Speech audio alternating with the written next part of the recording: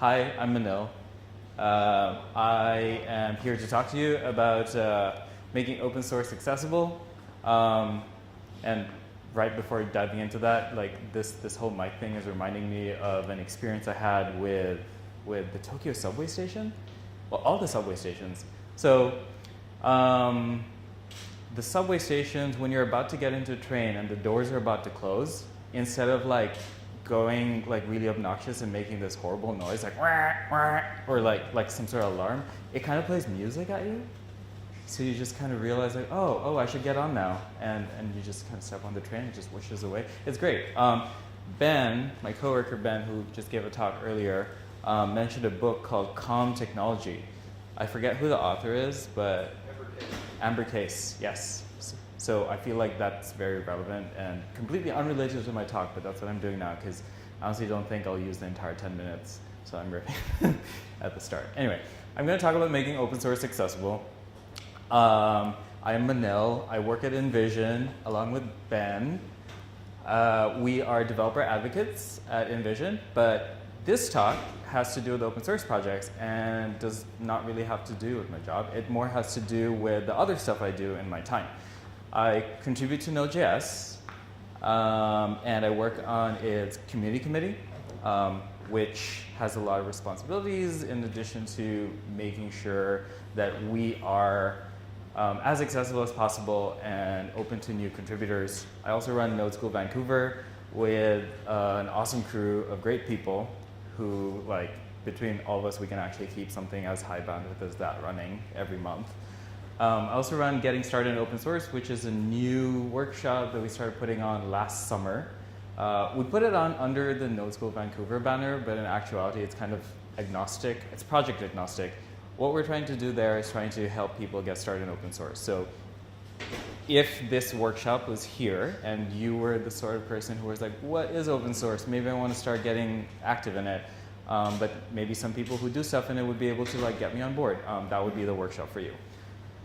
And the thing that ties all of this together is that I work to lower the barriers of entry for anyone in programming and open source. So that applies to my side projects and that applies to my work at InVision.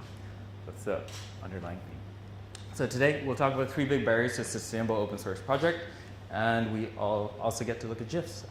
The GIFs may not be related to anything, but if you like cats, you might like them. Yeah, I wear this. It's cat ears, it's not bunny ears. People have been asking me about that. Freya calls them my thinking ears, right? Yeah, they're supposed to light up, but it's not bright. First things first. In open source, we have a problem where tribal knowledge can easily take over your project if you're not careful. So tribal knowledge is the sort of knowledge where you kind of assume other people know what you're talking about. You don't like write things down because it's just the way things are. In open source, this is very dangerous because I think Matt's mentioned earlier that with open source, you're not exactly sure what motivates people. Everyone's motivated by different things. So their incentives to contribute to open source vary. And their incentives could change.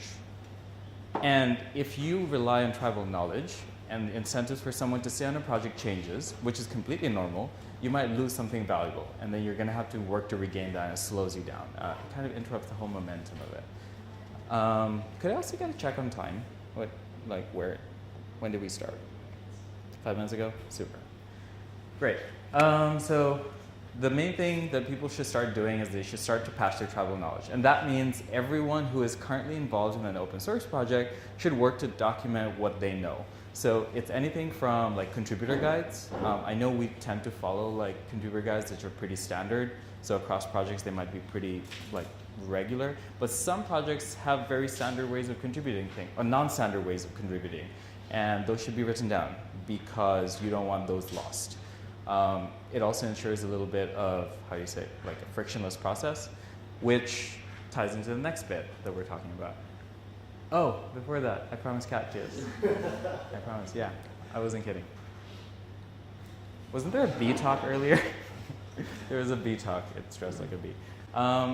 It ties into working to reduce the friction for new contributors. That's what documenting does, but that's not the only sort of friction that new contributors experience.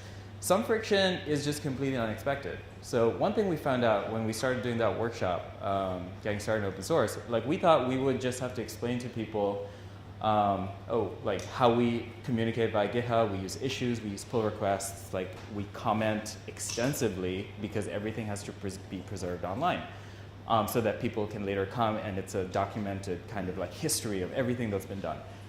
But one thing that came up that I never expected, because I suppose my entry into open source was kind of like sideways, was that people thought they needed permission to contribute.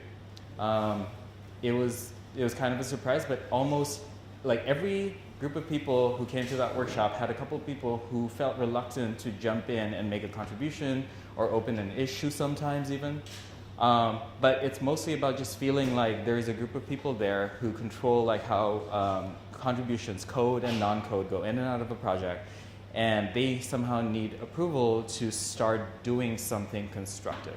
So a lot of those first workshops were me telling you, oh, it's completely okay to jump into a node project and open an issue and say, hey, I want to do this, can you help? Can anyone help, right? I do understand that with larger projects, you usually have the bandwidth to onboard new contributors more, but taking the time to onboard a new person is scalable because for every 50 people, even if that effort translates to one person joining, that person then emulates the way you welcome that person, and it totally just translates across. Like, it'll take time, but it works.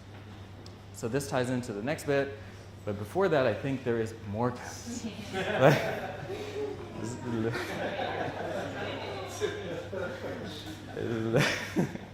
Literally. How does that work? Shall I just end now? Just end now. How much time do I have? Sorry. Yeah? Oh, good. I don't think they're checking anymore. Let's just go. So last bit. This is the third one. Champion your mentors. Not every project has the capacity to have mentors. In the Node.js project, I know I said it'd be kind of language, like, how you say it, like project agnostic, but at least in the Node.js project, we've started doing this mentorship program. It was suggested by a person who was brand new to the community, had probably just joined like 2 months in. They were like, we should have a mentorship program. And people who were in the project who thought, hey, this is a great idea, but then this needs a lot of bandwidth. There's no way only people involved in a small working group can do it. They put out an open call to everyone in the project to see if they would be willing to mentor. And one good way I think that worked was that they said that if you are going to be a mentee in the first batch or the second batch, we prioritize people who would then agree to become mentors themselves. So to increase the pipeline of incoming mentors later on. So champion your mentors because like open source, like I mentioned earlier on, like document everything, but really like open source projects can get really, really complicated. You can't expect someone who's brand new to just look at the code and know, oh, I get it now, you know. You need someone who has the experience to walk them through the parts and say, hey, don't focus on this, actually focus on that, that's important, and then like guide them. That way, it's just, for one thing, you're being more supportive. For another thing, these people, the new contributors, will then absorb that culture and they will translate it into the next batch. It's scalable. It just takes more time. Does anyone here actually, I'm wondering, like, do people contribute? Oh, 1 minute, awesome. Do people, how many people here maintain or help maintain open source projects of any size or scale? 1, 2, 3, 4, super. Okay, 5. Okay, that's cool. Yeah, so, and of those 5 people, how many people think they have plenty of time to maintain their project? Okay, yeah, that was my little segue into burnout is real. My suggesting that you do these things doesn't mean that these are necessarily going to be within your capacity. But in my experience, in the projects that I've been familiar with, over time, if this is done, it does translate into positive outcomes and happier contributors who then just turn around and bring on other people onto your project. And it reduces churn. If you're in a business, you don't want that. Same thing in open source. You want to keep people on board. So, patch your travel knowledge. Yay, patch your travel knowledge, work to reduce the friction, and champion your mentors. I'm here to kind of answer questions around like anything I've said. I know I kind of rushed through a lot of it, but I'm okay to talk and answer any questions you have around anything I've talked about. Thank you.